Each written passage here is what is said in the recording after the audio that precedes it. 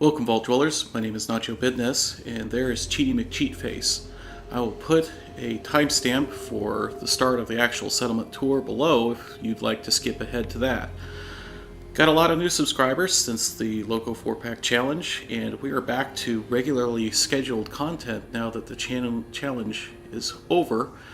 And if you're unfamiliar with how I do my usual videos, I start off with Cheaty, and she has superpowers. She can fly, she's super strong, and she's more or less immortal. She's also a bit of a psychopath and has gotten some heavy scars from radiation. And I do this because I like to talk about real-world inspirations for settlements and also just let you take a look at the place before we do any building or any scrapping, in case it's been a while since you've looked at the place in the vanilla game as you get it when you unlock it. So you may have noticed, if you've been watching for a while, that Cheaty has packed on a few pounds, and that is because she has discovered that she likes eating people. Delicious, delicious people. So she has packed on the pounds a little bit, and that means that, well, she's probably going to have to go on a diet for the next episode. At any rate, this is Somerville Place before we do any building or any scrapping.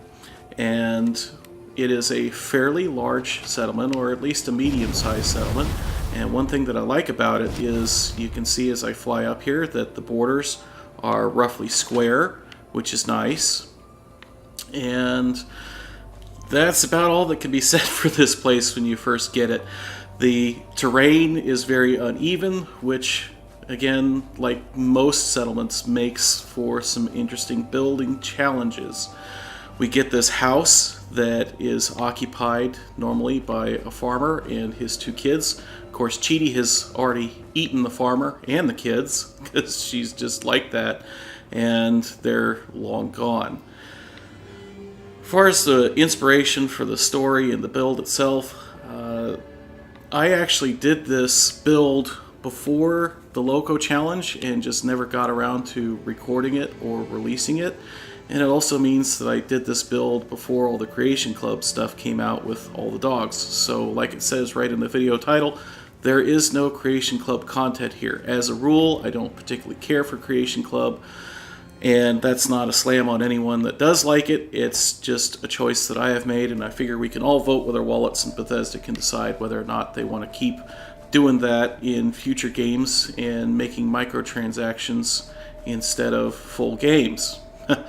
So, at any rate, there's no Creation Club content, and the story came from, I had a friend who had to tell his kids that their dog had to go live on a farm in the country. Wink, wink, nudge, nudge. And that got me to thinking, so what would a dog farm in the country actually look like? And then I got to thinking, what would a dog farm in the country look like if it was in Fallout? So that's the real-world inspiration, and enough babbling by me. Let's go take a look at what we can do with Somerville Place. So welcome to Somerville Place. We are not going to cover the entire settlement in this video. I'm just going to take a tour of the outside of the walls. We'll go inside and take a look around, and I'll explain the majority of the backstory for this place. See, the in-game story here that I have crafted is that the father and the two kids that were living here decided to invite some swamp folk that were living further to the south to come and live with them. They figured that the extra bodies would help make life a little bit safer, and they could all work together to defend this place. And it worked out at first, but ultimately it proved that, well, those swamp folk were really not any better than raiders. Now, they have set up a business that they train and sell dogs, but the dogs that they train and the dogs that they sell are vicious. And the training methods that they use on these dogs are utterly brutal. Father and kids want these swamp folks gone, but ultimately they don't have the weapons or the balls to kick these people out. So they're pretty much stuck with them. In fact, let's go inside and take a look at what it looks like around the inside of the settlement. One of the first things that we see when we walk through the gates is the hot dog stand, along with the caravan posts. See, they're not actually raiders, they're just close to raiders.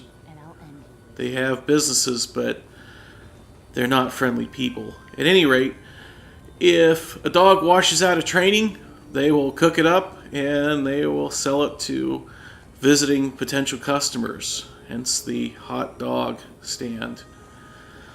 Now, as far as the walls go, I've got some guard posts here, and they're not super interesting, but I thought this sign was pretty funny.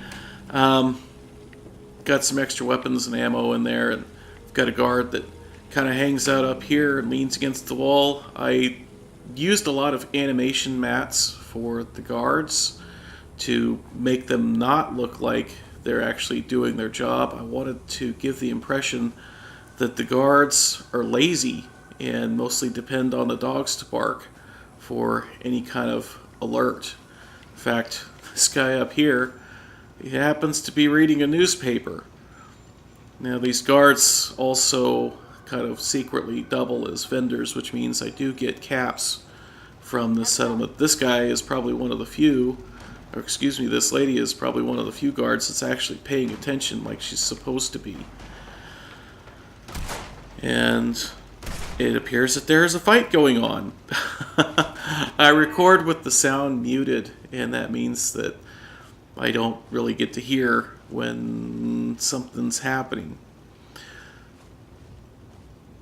So the swamp folk do have slaves, and we'll get into that. We'll get into their training methods in future videos. They've also used a lot of treehouse type stuff around here.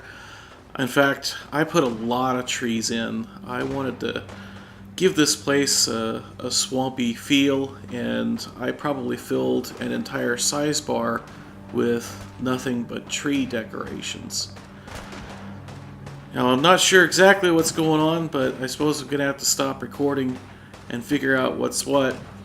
Future videos will talk about the business of selling the dogs and what's going on with all the different houses and things in here. If you like this video, be sure to hit the like button, and if you want to see more, be sure and subscribe. And if you didn't like, please tell me why in the comments so I can try and do better next time. Until next time, my name is Nacho Bidness, and I'm saying it's a great big wasteland out there. Let's go have fun in it.